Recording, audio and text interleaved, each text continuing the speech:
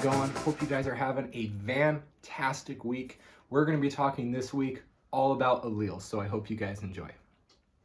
So last week we talked a little bit about the basics of snake genetics, and continuing on with that idea, I want to talk about breeding alleles, as we're going to get a little more in depth, but still kind of slowly, gradually easing into all of this craziness. So, is there a better way to talk about snake genetics than with happy hour? I don't think so. So right off the bat, we're going to be using lavender and moschino as examples, but just remember that this works for any allelic combo. You just got to know which two genes they involve. So that's stuff like candino and orange glow. You guys can all apply to what we're going to be talking about today. The reason I'm doing lavender is I think it's one of the most misunderstood genes, just because of how often I see het lavenders available. No such thing. I'm going to clear that up right now. There's no such thing as a het lavender albino. What a lavender is it's an allelic combo between white albino and purple albino. Now, all three of those, if you ever hear the term Clark strain albino or type 1 albino, that's what people are referring to, and it's the most common form of albino in retics. So we also have genes like amel and blonde that are compatible, but for the most part, when people talk about albino, they're going to be talking about type 1 or Clark strain albino, named after Bob Clark, who first did all these. So a lavender has one purple gene and one white gene. So what does that mean when it comes to breeding? Well, if you bred a purple, say a purple motley, to a white albino, you're going to end up with all lavenders and then half lavender motleys and half lavenders, but you're going to end up with 100% lavender albinos in that clutch because you're breeding a visual purple to a visual white albino. And we're going to be going a little more into the odds in later videos. This video I kind of wanted to make a little about alleles and then a little rant at the end about some reptile laws that are going on right now. But for now, I just want you guys to focus on this. So with moschino, if you bred a mocha to an albino, and that can be lavender, white, or purple, you're going to get 100% mochinos out of that clutch. Now, what happens if you bred a moschino to a moschino? Well, that's when you're going to end up with all three. It's really cool breeding and something to keep in mind with any of these allelic combos, especially if you're a breeder, because it gives you so much diversity, because you're going to end up with mochas, mochinos, and albinos. Now, you're not going to know the phase of albino unless you know what the mochinos have in there, because as you can see, it's a mocha gene and then a white or a purple gene. Either one will work. Sometimes the whites shine a little bit brighter and the purples are more of a dark moschino, but I have seen them go both ways. But it tends to be with the mocha and the white that the moschino is a little more high silver, a little more bright, and then you end up with more dark tones if it's the mocha and the purple. But again, that's not 100% of the time. We're going to show you guys some examples with our moschino clutches we have on the way this season. And that goes for lavender as well. If you breed a lavender to a lavender, you're going to end up with whites, lavenders, and purples. So you're going to hit all three, which again is great for diversity.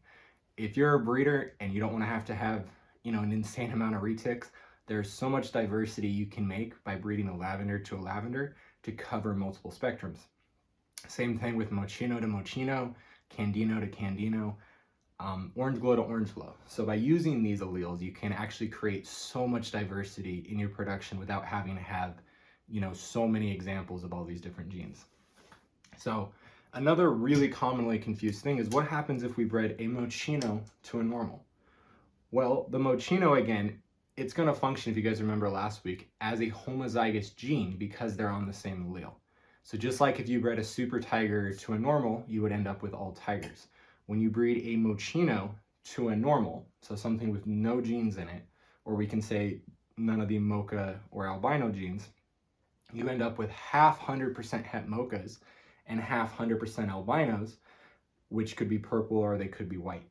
Now, some people will say they're pos het, and the reason some people get confused is breeders label it as het mocha or het albino because there is no way to know what each baby is het for until you breed it out. But I have seen some people label it as pos het mocha or pos het albino, meaning it could be a normal.